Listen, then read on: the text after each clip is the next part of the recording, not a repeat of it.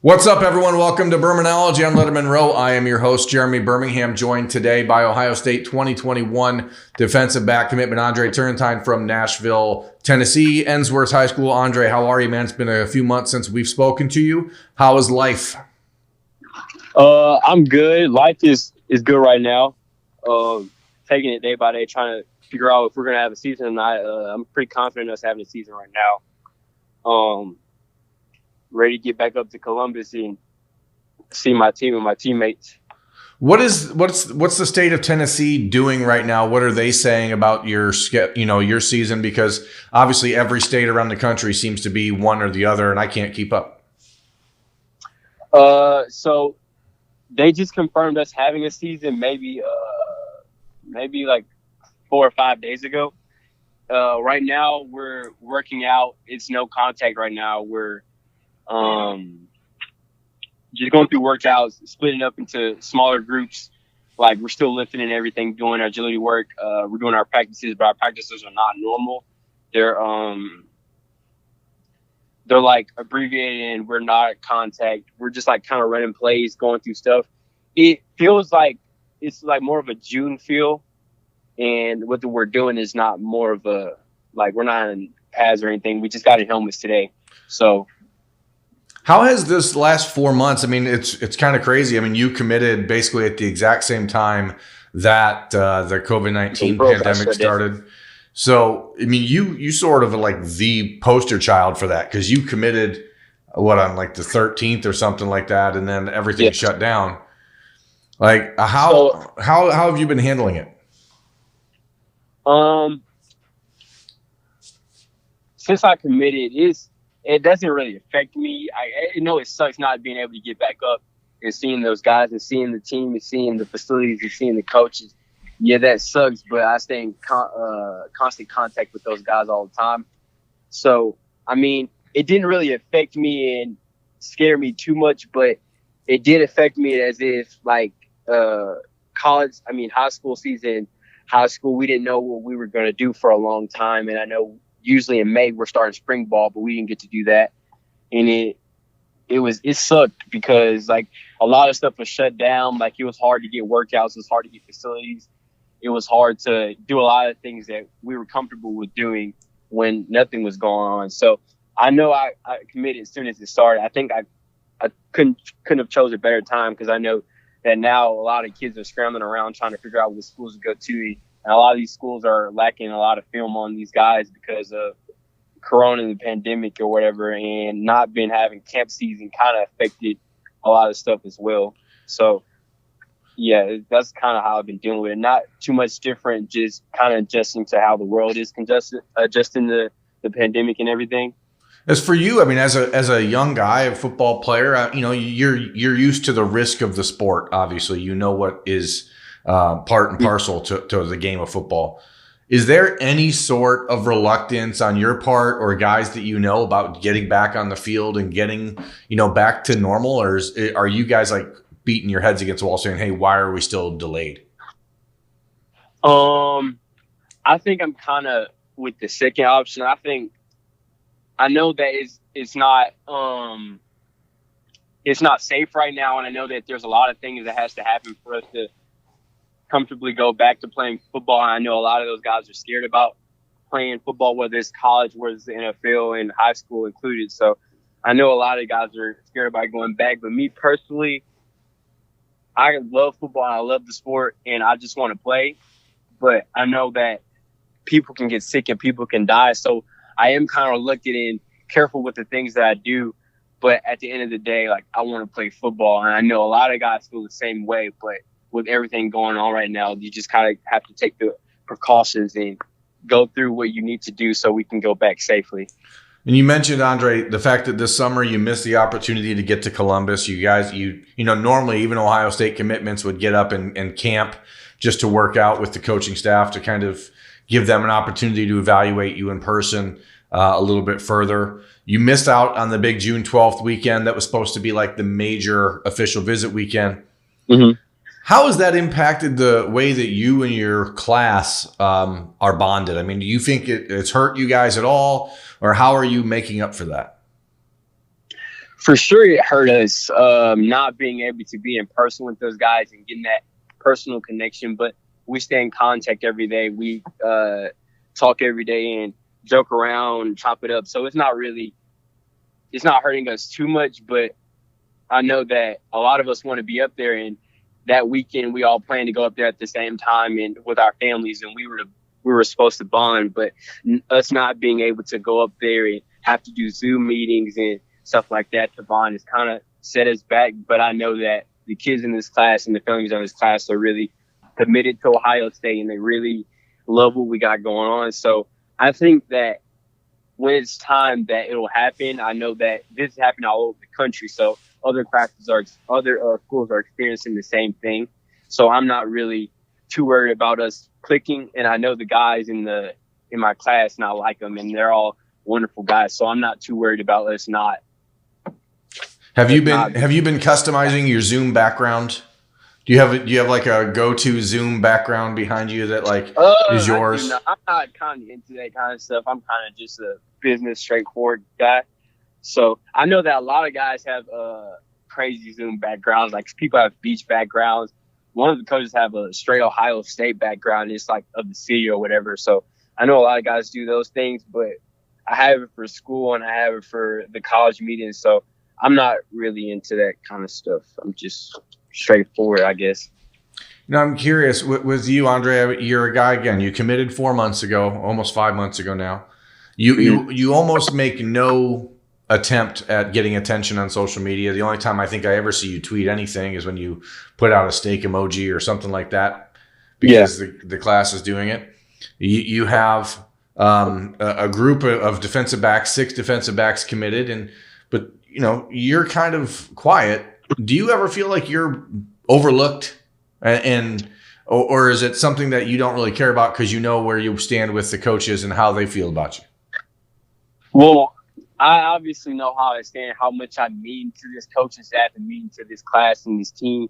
So I'm not worried about it in that aspect, but I do kind of feel like the guys who are more out there and more flamboyant about what they do and post everything and always tweeting, they kind of get more of the attention. But I'm not really an attention seeker, and I don't want to grab people's attention by what I say and like the small things I do. I would rather let my play speak for myself. I don't know. I'm not really kind of into that stuff. Like I know, like recruiting, I kind of just dropped the top 4 and then committed. Sure. I was kind of those guys that are like, oh, top 10, top 20. And like messing with these schools, messing with that school, just trying to get as many followers or trying to get as much attention as they possibly can. So when they commit, it's a big thing. So it was a big thing for me to commit, and I feel like that's all that matters. I know that when I get up to the school, when I get opportunity to do what I love, that I'm going to be able to do what I love. And I know that at the end of the day, no matter how many followers you have, no matter how much attention you have, none of that stuff matters. So I guess what it makes me wonder is because, you know, so much of today's modern recruiting world is about who's showing the love or getting the love, right? Mm-hmm. Do other schools attempt to recruit you still by telling you that Ohio State fans don't show you enough love? So it's kind of funny. So other schools attempt to like recruit me still or not. They like every now and then check in to see where I stand with the school, but how I am with the school and how committed I am, like they're not getting a chance to tell me like badmouth the school because I'm all in, I'm all committed. There's nothing you can say to make me decommit. I don't care about how much the school of love show. Like they can show no love, and it's just all about the coaching staff and all about the program and what it's going to do for me in the future and what I can bring to the program. So I'm not really worried about that.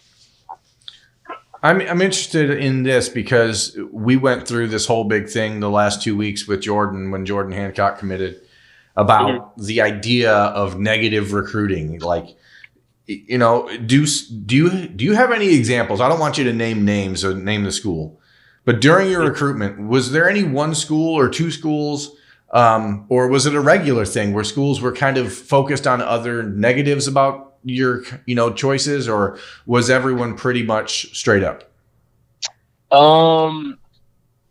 for sure, I think a lot of schools participate in like negative recruiting, and I think that's because they have a lack of confidence in what their program can do for a kid and what their program can like put out. So I know that they tell those guys like you can't play there, or there's too many guys like they're like you. When you get there, there's going to be a whole bunch of yous. You should come to a school where you can shine. And a lot of kids like being the highest rated recruit, and they like being the top guy, and they like being the one that gets all the attention. So I feel like that kind of all goes hand in hand. But when schools like tell me, oh, you can't play there, or there's a lot of kids there like you're just going to be another one of the guys, where I don't really listen to that, because I've been to those other schools that they badmouth, and I know for a fact that I can play at those schools, and I've talked to those coaches. And if a school is bad mouthing you about another school, then that means they have an insecurity, or they think that their school or yours should be going somewhere else because you're better than what your school is producing at that time.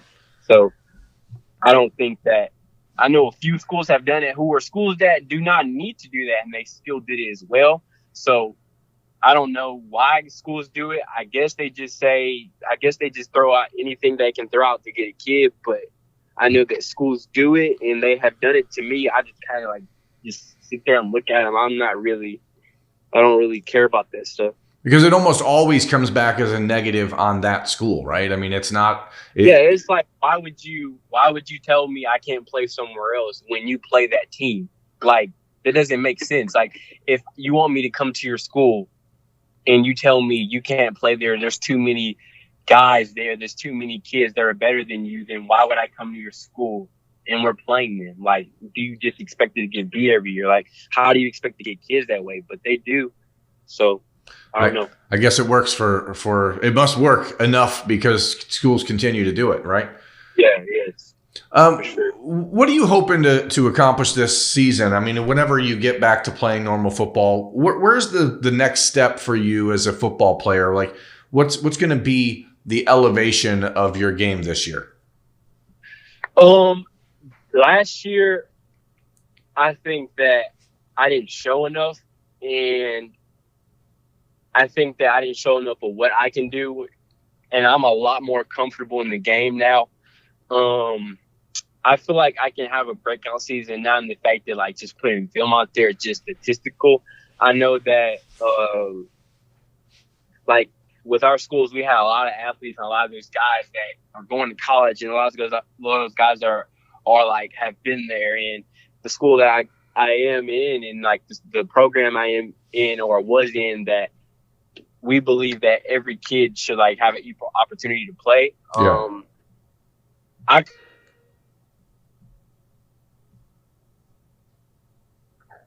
size 100% of the time, but this year I'm going to be in a bigger role, and I am going to be the guy. So I feel like I have a lot to prove, and a lot that I'm going to prove that I can do more than what I've put out there.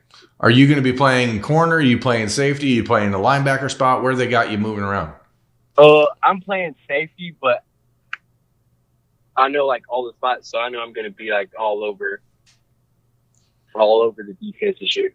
Well, for Ohio State fans, the 247 Sports profile for Andre says that your player comparison is Von Bell, who obviously Buckeye fans know well from his time at Ohio State. I've heard that a lot from Coach Combs and Coach Day. I've heard that a few times. So, is that expectation or that comparison something that you see? I mean, is that something you like, the comparison? Obviously he's a wonderful guy, and he put up big numbers there, and he did a lot of great things at Ohio State. It's not necessarily something for me to like look up to live up to, because I'm my own player, and I think I play like no other player. So, I mean, it makes me feel good that I can be compared to a guy that was a big time guy there and it did so much there, and it makes me feel good that someone thinks that of me. But me to myself, I think that I'm going to prove what I want to prove or what I need to prove, and I'm going to be the best player I can be, and not necessarily like play like someone else. Maybe like I do. I think I see what they're talking about, and I see the ways I'm playing like instinctual. He's really instinctual in the way that he plays, but I feel like I'm my own player, and I feel like I play differently. Well, Vaughn is now with the Cincinnati Bengals, so by the time you get to Ohio State, I'm sure you'll have an opportunity to meet him and see if you stack up in person. But listen, Andre, I'm going to let you get out of here. I know we were talking beforehand, and you got stuff going on. So thanks very much for taking some time and being on the show. That's Andre Turrentine, Ohio State 2021 defensive back commitment. I'm Jeremy Birmingham. This has been Birminology on Lettermen Row. Thanks for watching. We'll catch you next week.